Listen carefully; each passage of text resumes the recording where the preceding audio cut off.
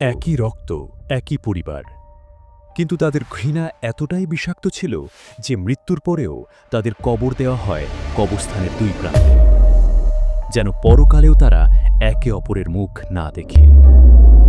এটা কোনো কাল্পনিক থ্রিলার নয়, এটা বাস্তব জীবনের গল্প।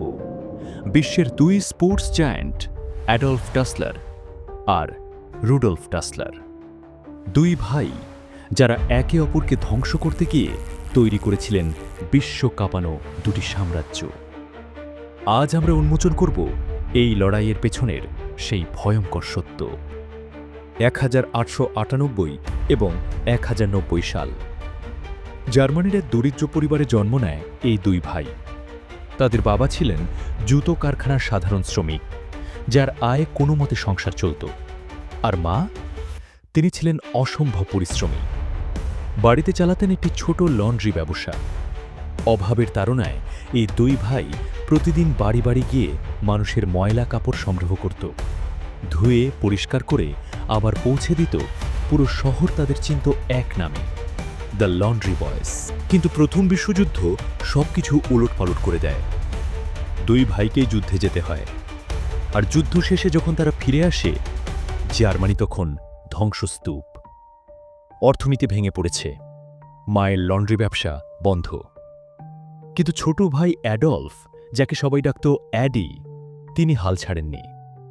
তিনি স্বপ্ন দেখতেন জুতো বানানোর, বিশেষ করে অ্যাথলেটদের জন্য। তার মাথায় আসে এক বিপ্লবী চিন্তা: যদি বিশেষ স্পাইক শু বানানো যায়, তাহলে খেলোয়াড়দের পারফরমেন্সই বদলে যাবে। মায়ের পুরনো লন্ড্রি ঘর পরিষ্কার করে সেখানেই তিনি বানালেন নিজের প্রথম ওয়ার্কশপ। তখন শহরে বিদ্যুৎ নেই, পকেটে টাকা নেই, কিন্তু অ্যাডির ছিল অদম্য উদ্ভাবনী শক্তি। তিনি কি করলেন জানো? পরিত্যক্ত যুদ্ধক্ষেত্র থেকে কুড়িয়ে আনলেন সেনাদের হেলমেটের চামড়া আর প্যারাসুটের দড়ি। এসব দিয়েই শুরু হল জুতো বানানোর পরীক্ষা। বিদ্যুৎ না থাকায় একটা বাইসাইকেলের চাকা কেটে জুতো কাটার মেশিন বানালেন। একজন বন্ধু সারাদিন সাইকেলের প্যাডেল মারত, আর অ্যাডি ডিজাইন করতেন। এই জেদই একদিন তৈরি করবে $বিলিয়ন সাম্রাজ্য। 1924 সালে বড় ভাই রুগলফ অথবা রুডি ব্যবসায় যোগ দিলেন। রুডি ছিলেন তুখোর সেলসম্যান, অ্যাডি ছিলেন ডিজাইনের জিনিয়াস। এই দুই ভাইয়ের মিলনে জন্ম নিলে ড্যাজলার ব্রাদার্স স্পোর্টস শু ফ্যাক্টরি। 1933 সাল, হিটলার ক্ষমতায় এলেন। নাৎসিরা শরীরচর্চাকে ঘোষণা করল দেশপ্রেম, ফলে জুতোর চাহিদা আকাশ ছোঁয়া। ডাসলার ভাইরাও সুযোগ নিলেন। তারা দুজনেই নাৎসি পার্টিতে যোগ দিলেন। রুডি ছিলেন কট্টর সমর্থক, অ্যাডি যুক্ত ছিলেন হিটলার ইয়ুথ আন্দোলনে। তাদের ফ্যাক্টরি দিনরাত নাৎসি সেনাদের জন্য বুট বানাচ্ছিল। কিন্তু 1336 সালের বার্লিন অলিম্পিক সবকিছু বদলে দেয়।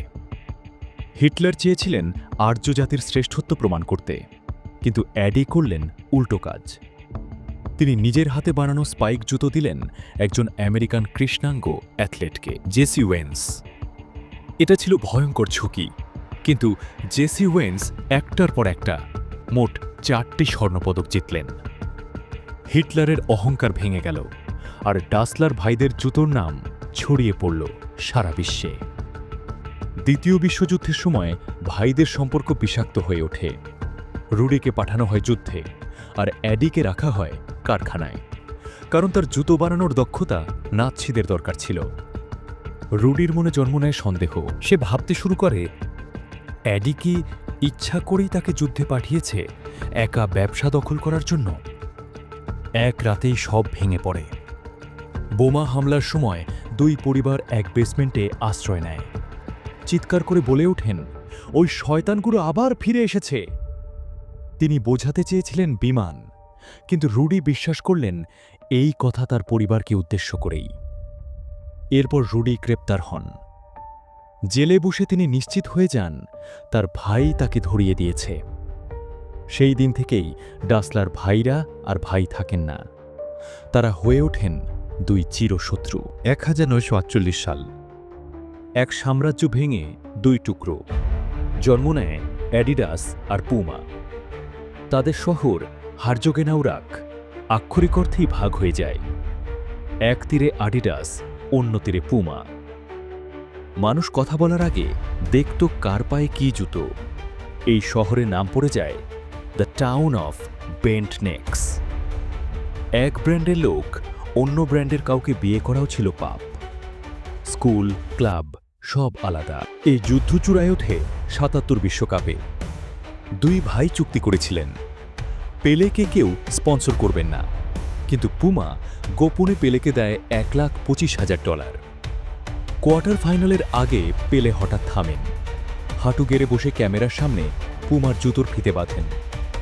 কোটি কোটি মানুষ লাইভ টিভিতে দেখে নেয় সেই দৃশ্য। ২০০৯ সালে একটি প্রীতি ফুটবল ম্যাচে এই লড়াইয়ের আনুষ্ঠানিক সমাপ্তি হলেও ডাসলার পরিবারের ক্ষত আজও শুকায়নি। নোকিয়া যেমন সময়ের সাথে না বদলে ধ্বংস হয়েছিল, ডাসলার ভাইরাও তেমনি প্রতিহিংসার আগুনে নিজেদের সম্পর্ক পুড়িয়ে ছাই করেছিলেন।